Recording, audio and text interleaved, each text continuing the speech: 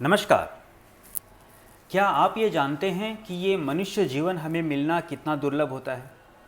आइए आज समझते हैं कि मनुष्य जीवन हमें मिलता कैसे है और उसके लिए हमें क्या क्या करना पड़ता है। कहते हैं लख 84 छोड़कर मिलता मनुज शरीर। पूरी दुनिया भर में, समग्र विश्व में, ऑल ओवर द वर्ल्ड में कुल 84 लाख प्रकार की जीव योनियाँ बताई गई है।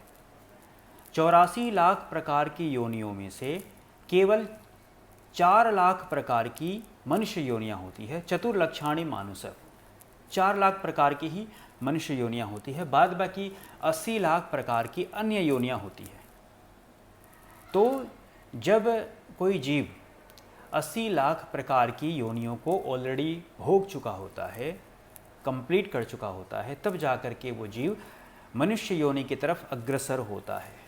इतना आसान नहीं है मनुष्य बन जाना, इसके लिए बहुत ही कड़ी तपस्या होती है, बहुत लंबा इंतज़ार होता है। कहते हैं कि जब हजारों जन्मों के पुण्य फल एक साथ उदित होते हैं तब जा कर के हमें ये मनुष्य देह प्राप्त होती है, ये ह्यूमन बॉडी हमें प्राप्त होती है। इतना जटिल है इसे प्राप्त करना।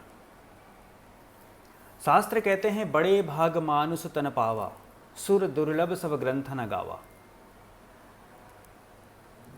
और पद्म पुराण में इसका बहुत ही विस्तृत रूप से वर्णन किया गया है। पद्म पुराण में ये बताया गया है कि कैसे 80 लाख जो योनियों, अन्य योनियों का जो चक्र होता है, उसे जब हम कंप्लीट करते हैं तो हमें कौन कौन सी योनियों में से गुजरना पड़ता है। सबसे पहले आता है जलजा नवलक्षाणी।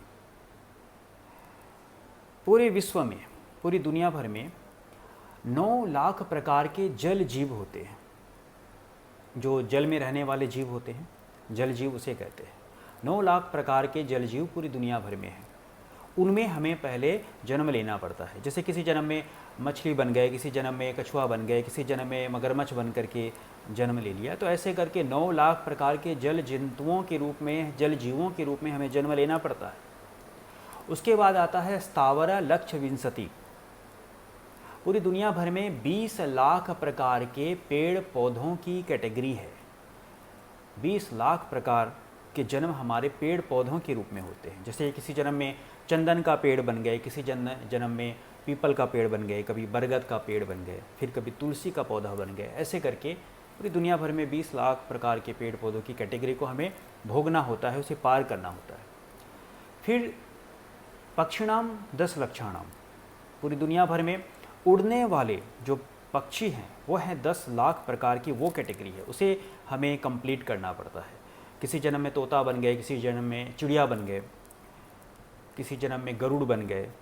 ऐसे करके 10 लाख उड़ने वाले पक्षियों में हमारा जन्म होता है।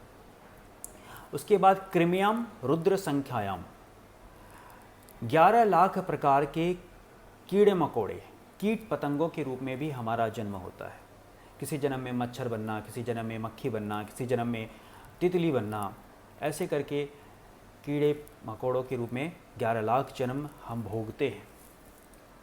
उसके बाद फिर 30 लक्षाणी पशु। ऑल ओवर द वर्ल्ड में 30 लाख प्रकार के चतुष्पद पशु, जो 4 पैर पर चलने वाले होते हैं, उनमें हमारा जन्म होता है।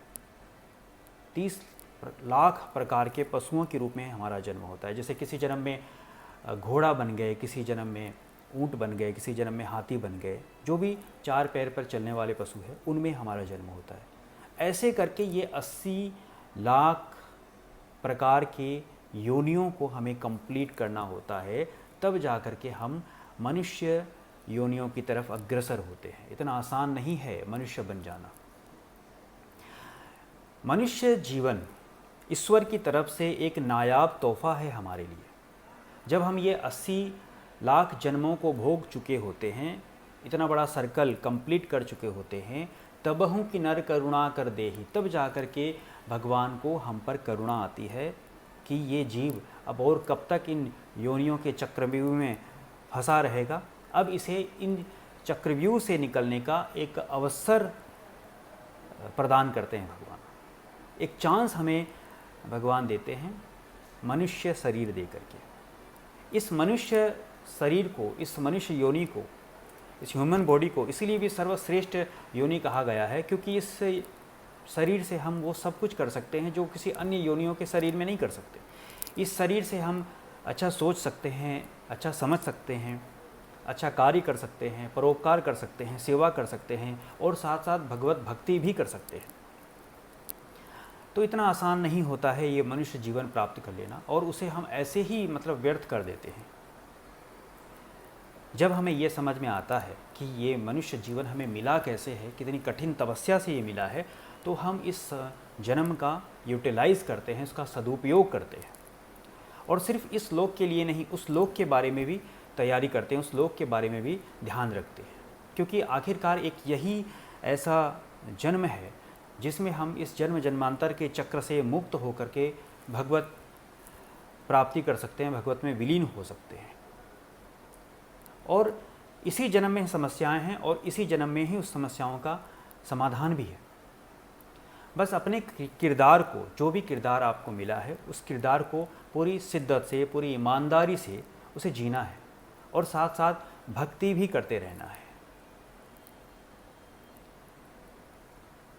वो कहते हैं ना कि अपने इस किरदार को ऐसे जियो कि पर्दा गिरने के बाद भी तालियां बजती रहे। नमस्कार।